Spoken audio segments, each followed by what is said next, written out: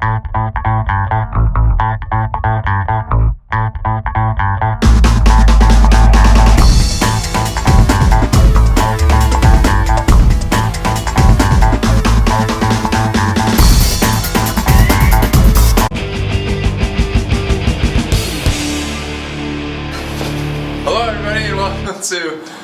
the special edition of Arbor Preparatory High School Hot Ones. I'm here, my name is Mr. Lach, and my guest today is Mr. C. Would you like to introduce yourself to the camera? Hello everyone, I teach math here. That's pretty much it. Thanks for having me. How long have you been here? This is my fourth year here. Did we start at the same year? We did start the same year. That's awesome. Yeah. I was just reflecting with those students that I interviewed about how they came in the year that we started, and how much like they've grown, how much I feel like I've grown from there. You feel like you've grown from where you started? Yeah, I definitely feel like, I mean, you and I were kind of in a similar situation coming in. Were you pretty new to teaching at that point? Student teaching first semester. That's right, yeah. So Miss Johnson, for those of you who remember, was my mentor teacher. Couldn't have asked for a better mentor. Yeah, but yeah, first semester was just student teaching, and then, you know, by the end of it, I felt like I had a pretty good feel on things, and Brent at the time offered me a position, and I was like, yeah, this is... And then we had that Gator moment. And we had the Gator in the auditorium. Yeah. Thank you for joining us. Before we actually get into the interview, I've been asking everybody this, to just kind of outline your preferences towards spicy food. Like, you're at a restaurant, do you seek it out? Yeah. I'm always looking for like the little red chili pepper that's by the menu. Like, regardless of where you go, like they always have some kind of sign, right? Like it's the red chili pepper, or it's like a flame. Now, is that a taste thing, or is it like a challenge, like a conquering mentality? Probably both. When I was younger, so my parents were not big on spicy food. And then now at home, Missy doesn't really eat spicy food either, so it's really just me. But yeah, when I was younger, I think it was kind of like because a lot of my friends like love spicy food, and I was like, well, I gotta be cool like them, and so I was always trying to eat spicy and stuff. Now I think I do just like the taste. One of my friends growing up, he's at the point now where he can't not eat spicy, otherwise he doesn't taste anything.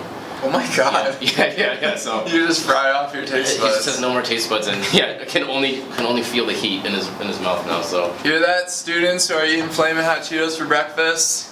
Yeah, also burning up your stomach linings. Yeah. So before we get into the interview, I just wanted to show the people back home what we got going on here. We got 5 wings on each plate, and from left to right, I'm going to tell you what hot sauces they are. Alright, the very first one is drenched in Tapatio. The second one is the wild sauce from Buffalo Wild Wings. The third one is this sauce right here from Scotty O'Hottie Premium Habanero Sauce. And number four is actually the blazing sauce from Buffalo Wild Wings. The blazing sauce from Buffalo Wild Wings, up until this point, has been reserved for wing number 5, but today it's wing number 4, because at wing number 5, we are decked out with Marie Sharp's Beware Comatose Heat Level Habanero Pepper Sauce. I'm very intrigued by this. It says on the label that it is for connoisseurs of extreme heat and quality sauces only. All others beware. And it also says, where does it? Yes, it says, do not play tricks on the weak or elderly with this sauce. Oh, elderly? I guess we're both out. And I guess I'm not playing any tricks on you. This is true. As long as you're not playing tricks on the weak and elderly, they can eat it. Yeah. It just can't be snuck upon them. And this is Tapatio. This is just a run-of-the-mill hot sauce. You want to do it? Tapatio to you. Tapatio. Tapatio. Alright, question number 1. I just want to know, what is your favorite thing about Arbor Preparatory High School? Your favorite thing about working here, being a part of the school culture, students? What's your favorite part? For me, everything in my life has always been about people. And so my favorite thing at Arbor Prep is definitely the people, both the students and the teachers. Can't say that I've worked with like a more fun group of people in my entire life, and I've worked like at a lot of different jobs, and I've had a lot of fun at a lot of them. But here at Arbor Prep, I feel like I can come in every day and know that I'm working with a team of people that have got my back and people that I feel good about supporting as well. Absolutely. And we're all here supporting a common cause, which is the students. And I really enjoy the students that we have here. They make, like, you guys make me laugh all the time. And that's a big reason why this year has been really difficult for me and for a lot of other teachers, I imagine.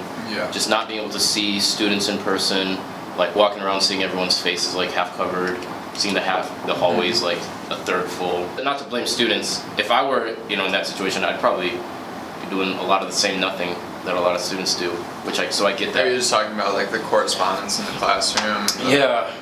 Yeah, so I'm definitely missing the human interaction, because that's kind of where I get my energy from.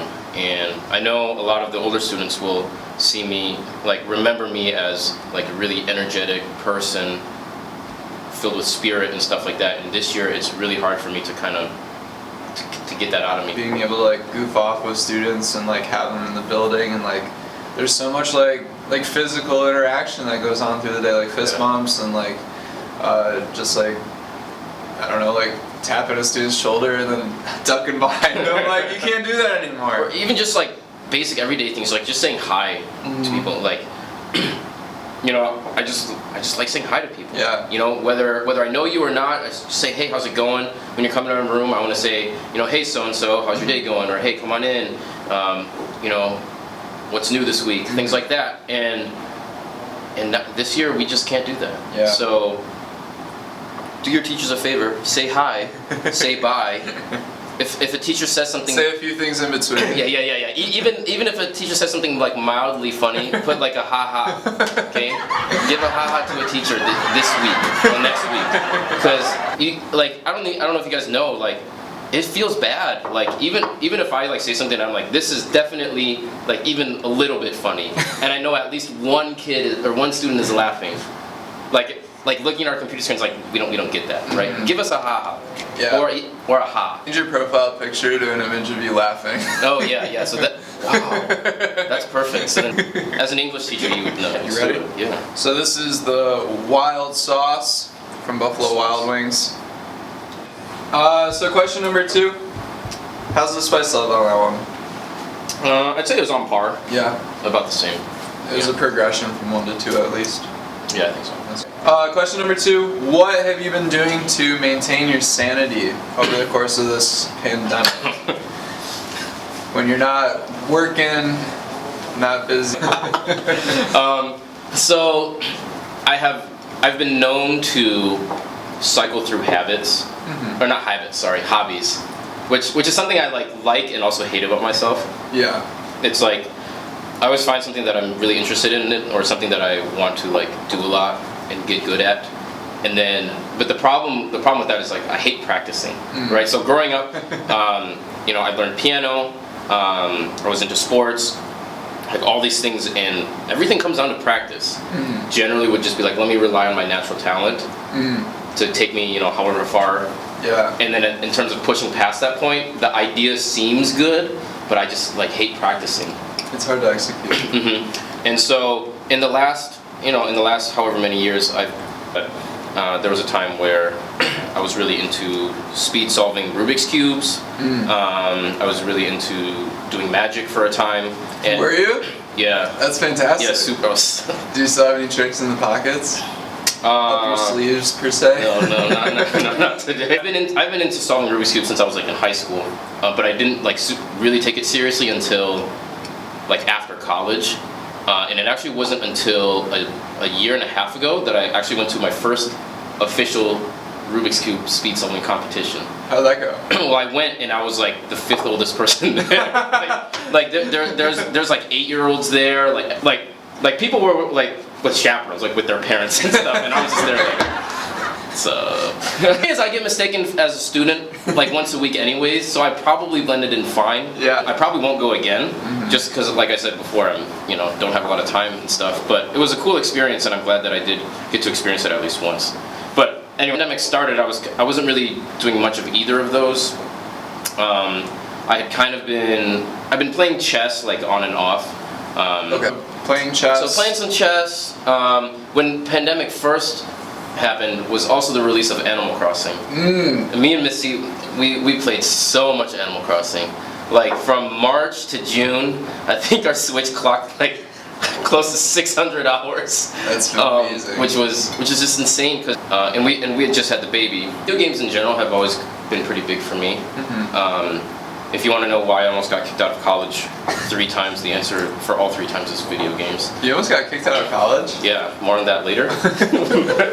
Wing number 3, featuring Scotty O'Hotty's Old Number 2 Made in Michigan Premium Habanero Sauce. I'm curious to see how this stacks up with Buffalo Wild Wings Mango Habanero. It might be spicier than Mango Habanero is hot. It might be spicier than the Blazing even.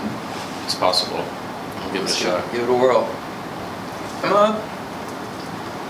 Not really feeling it I'm not too feeling much. it either. Sauce is good. I might have to take it home with me. Yeah, this is a good one. More or less than wild. Left. Lust. Yeah. I guess we'll finally start becoming a father. How's that been for you? Congratulations. Thanks. To both you and Mrs. C. So being a father has, I think for pretty much my entire life has been like my #1 goal. Really?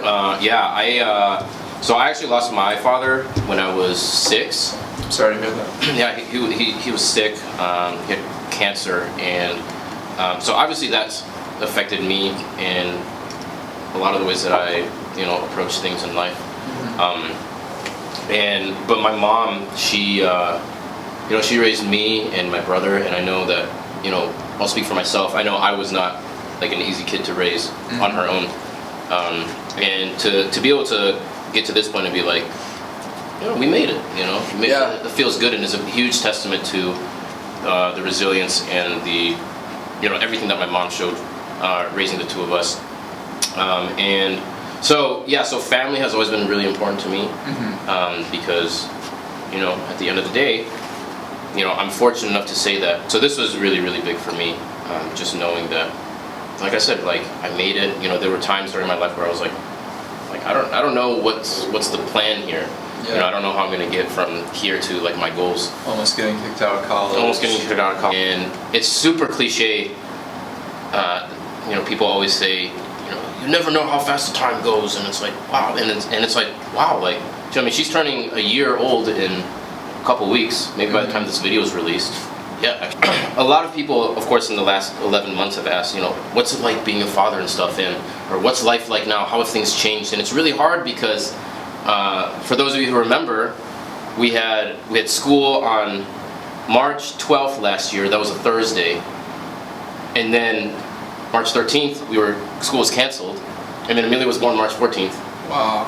And so it's like so many things in my life have changed. And is it because we've got this baby crawling around now, or is it because we're been in an unprecedented things pandemic, to change it. living human being that is dependent on us, and she doesn't even know it.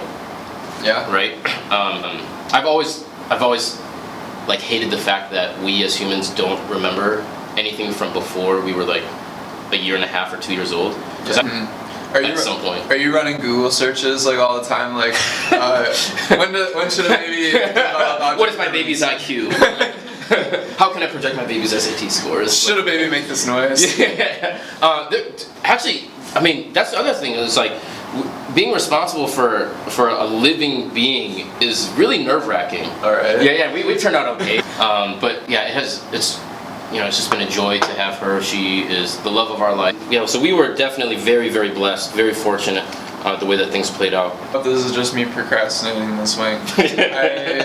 I believe you to be bilingual and Miss C to be trilingual. Is that correct? Miss C is, if it's a word, like quadrilingual. Quadrilingual? Yeah. Are you passing any of these languages along? So, Okay, so if you know anything about me and Miss C, so Miss C obviously teaches Spanish, so language is already like naturally her thing, right? And Yeah. not so much for me. So I grew up in a Taiwanese American home. So my parents both immigrated from Taiwan, and in Taiwan the primary language spoken there, or primary dialect, is Mandarin Chinese. But Miss C, on the other hand, she was born in Hong Kong, where the primary language spoken is Cantonese Chinese. She moved to the States. That's where so she learned English, and then she moved to Shanghai for 3.5 years. Okay. And that's where she learned, or that's where Mandarin Chinese really got implemented into I see. her. And then in high school and college is when she really got into Spanish. Like such a cool environment, like a multilingual environment to be raised in. Like Yeah. that's the time to learn languages. I know as a child, it's the easiest. So that's like a cool. We're about to consume the blazing wing from Buffalo Wild Wings.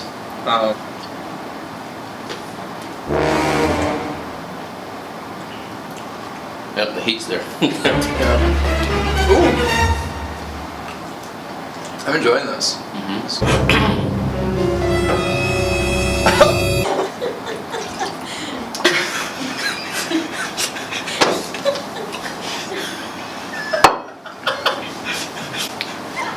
I wish I could express myself more transparently. You know what I'm saying? Yeah. People at home. You know what you're not saying? You know what I'm not saying.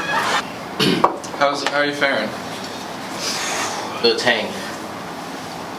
Like those old juice pouches. What is a common habit that you see among all or most of your successful students? What are the keys to success in a math classroom? I asked for help. I'm so bad at asking for help. When I was in school, as a member of the workforce, I'm really bad at asking for help. Like, I know it's cool to be like, yeah, I did it myself, or I figured it out myself, or I don't need anybody's help. People who are succeeding at a higher level than us, those are the people that like got some sort of help Yeah. at some point. It's that natural talent barrier. Yeah. Is to start like asking for help. I think that goes along with practice. Is like Absolutely. hearing from the experts.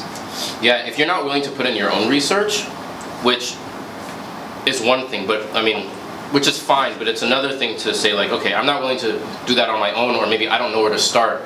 So let me find someone who does know what they're talking about. And so here's the thing about me and the rest of your teachers.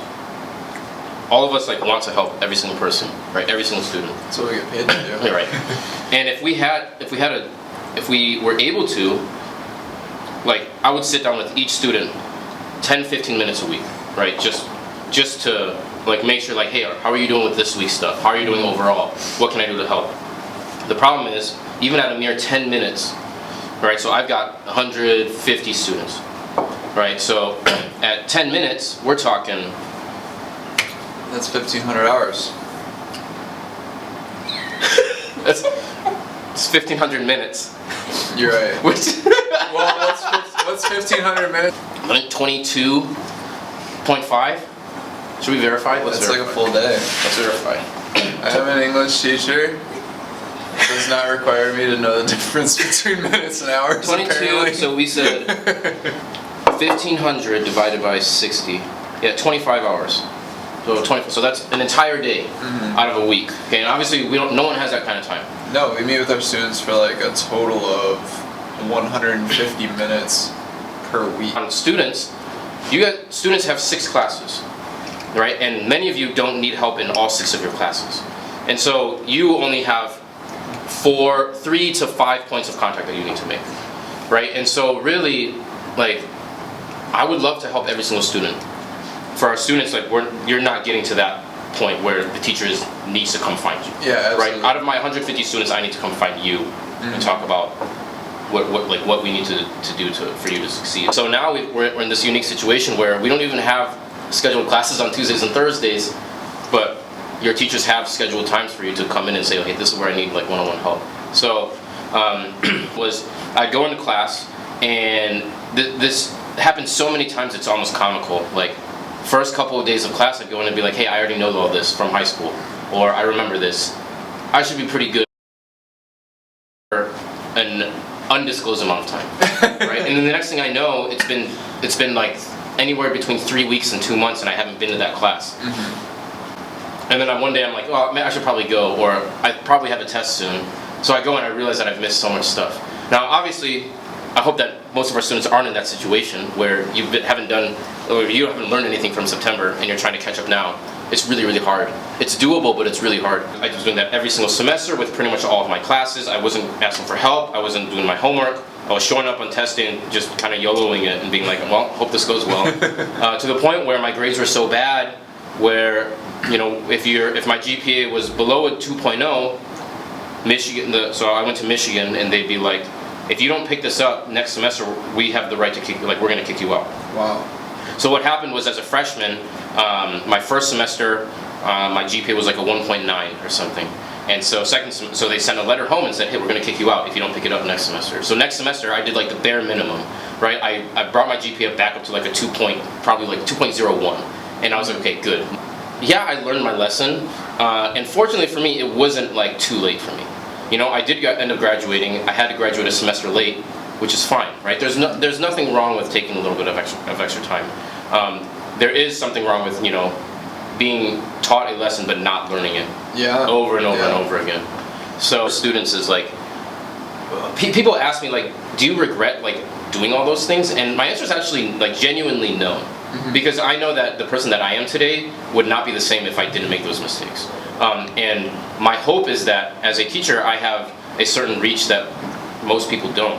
And my hope is that, and if I can prevent one person from making the same mistakes that I made as a kid, like, that's a success to me. Absolutely. Because in college, your professors actually don't care about you. All right, let's go ahead and dive into the fifth wing. Can you tell us what the fifth sauce is called again?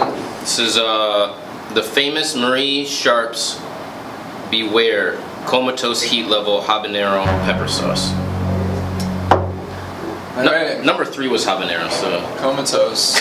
but it wasn't comatose, right? There was no warning about the weak or the elderly. Oh no. Yeah. But I'm not feeling a whole lot right now. Blazing is still paramount. How often does it not feel like work? How often is it like something that you truly enjoy? How many other jobs do you get to do this at like 1 o'clock on a weekday, you know? Yeah. I'm very thankful. Yeah, people ask me all the time, like, why did you become a teacher? And people assume that the reason is because I love math, which I mean, it's true to an extent. I do. Yeah. But also, like, I just love being, like I was saying earlier, I love being with people. Like, I loved being in high school. You know, after hearing a very small snippet of my college experience, one might say that I peaked in high school. Right? I still keep in touch with my freshman math teacher, actually. Wow, that's amazing. You know, and my hope is that like I can have that kind of impact on students, where, you know, you can one day look back on your time at Arbor Prep and be like, man, I am the way I am because of this teacher, because of this person, or because of this experience. So, wouldn't trade this experience for anything else. Thing. Yeah. All right. Plus summer vacation. And summer vacation without fingerprints. It's like, I asked myself, do I want to feel terrible for the next 15 minutes or no? And I said yes. How's that for you? Definitely the hottest one of the day, right? It's the hottest one of the day. Not even close. Ooh, that was a mistake. Yeah. I just licked my finger. No! Sorry. Need some life advice. The secret to happiness and fulfillment. My hands are tingling. It's so much worse than the one we ate earlier. It's one thing to be like, but I'm introverted and I don't like being with people. And I'm like, but that's fine, I get that, right? I can't necessarily relate to that, because that's not who I am. But whether you like it or not, like, you're going to be around people for the rest of your life. In our society and in our culture, to be self-sacrificial and to like really put your needs aside for other people. But I find that if you can have a life philosophy where your goal is to live your life for other people and live your life with other people, like the happiness in your life that you can have is like increased exponentially. Like, well, I'm trying to accomplish this goal of mine, or I'm trying to do this. Like eventually you're gonna hit that goal, and then what? Like high goals for yourself, right? Because you do want to do that, but like you're never gonna feel totally satisfied and being like, I finally hit the point where like this is what I wanted to do. Yeah. That's how I find happiness. That's what makes me happy is, you know, the people that I invest in, and right. You should definitely always set aside time to do that, but make sure that you're checking in with everyone else too, because one, it's good to know how other people are doing, but other people also want to know how you're doing. Absolutely. And also having those relationships really gives you a good fallback. Very wise. Thank you. Thanks. Thanks for participating. Thank you again to Student Council. Thank you to Ms. B. Thank you to Mr. C for joining me. Thank for you so this much for having me. crazy thing. This was awesome. Thanks for watching.